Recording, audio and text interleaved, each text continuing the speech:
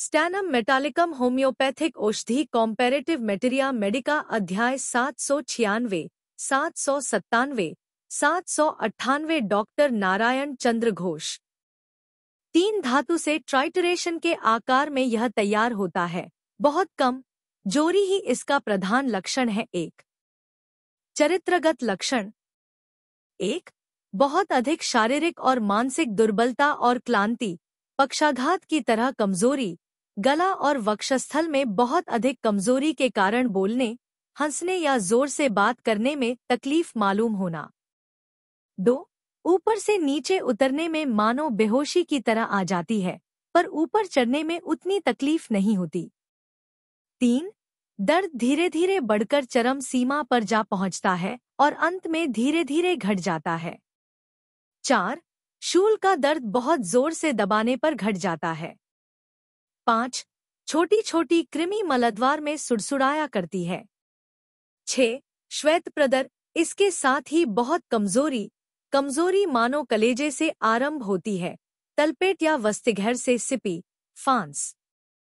7 पाकस्थली मानो शून्य और खाली, सिपी, फॉस, चेली। 8 थाइसिस या फेफड़े की किसी दूसरी बीमारी में ढेर का ढेर पीप मिला बलगम या श्लेष्मा निकलना, इस बलगम का स्वाद नमकीन रहता है या मीठा। 9 रात में खांसी बढ़ जाया करती है, इनके साथ ही श्वास कष्ट, पसीना।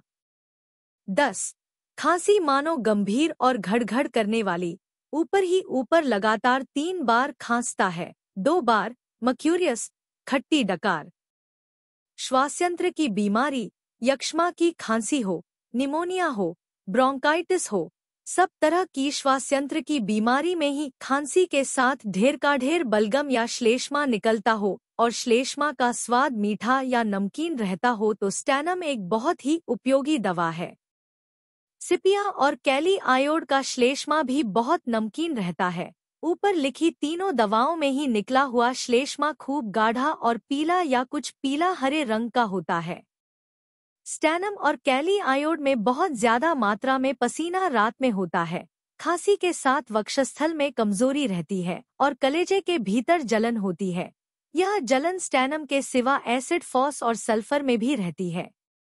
एसिड फांस का श्लेष्मा पीप की तरह और बदबूदार रहता है। नई सर्दी खांसी में खांसी दिन के दोपहर से लेकर आधी रात तक बढ़ती है। संध्या की खांसी सूखी, कुछ भी नहीं निकलता। नई और पुरानी दोनों प्रकार की खांसी में ही हंसने, बोलने, गरम पतली चीज पीने और दाहिना पार्श्व दबाकर सोने पर खांसी बढ़ती है। यक्ष्मा में छोटे ठेले की तरह बलगम निकलता है। श्वास प्रश्वास के समय बाईं करवट सोने पर कलेजे में सुई गड़ने की तरह दर्द होता है। स्टैनम आयोडेटम, यह यक्ष्मा की खांसी की एक बहुत बढ़िया दवा है। जब बीमारी बहुत तेजी से बढ़ती है, स्टैनम का लक्षण रहने पर भी फायदा नहीं होता।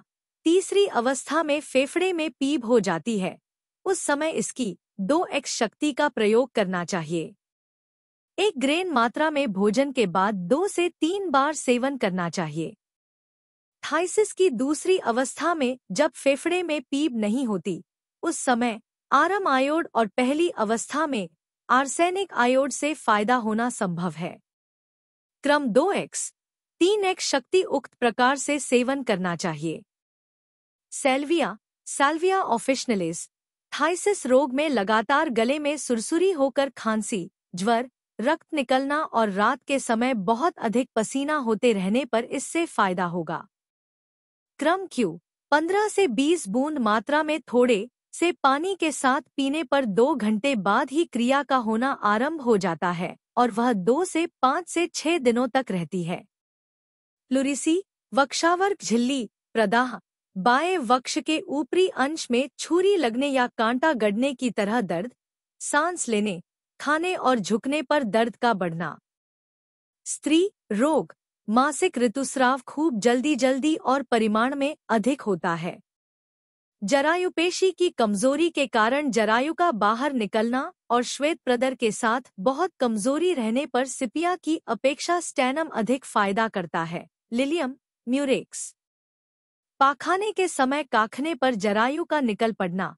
यह लक्षण अगर कब्ज के साथ रहे तो स्टैनम और अतिसार के साथ होने पर पोडोफाइलम।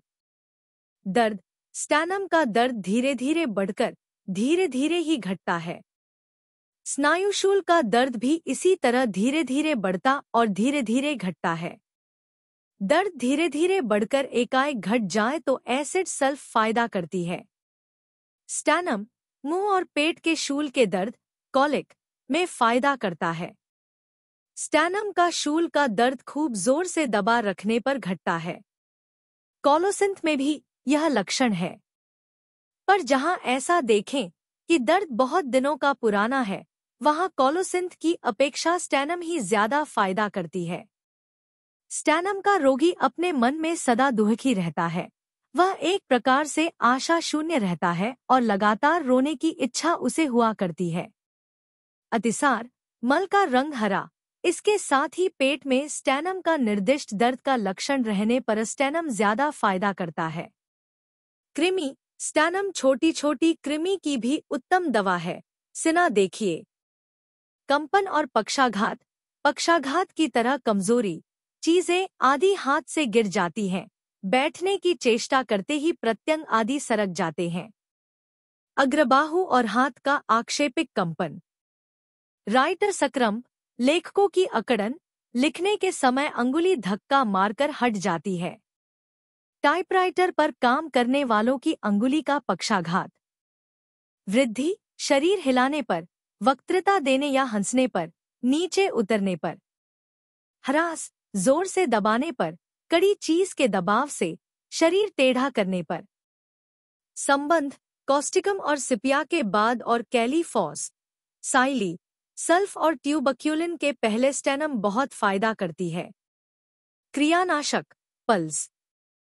क्रिया का स्थितिकाल 35 दिन। क्रम 30, 200 शक्ति। Subscribe please.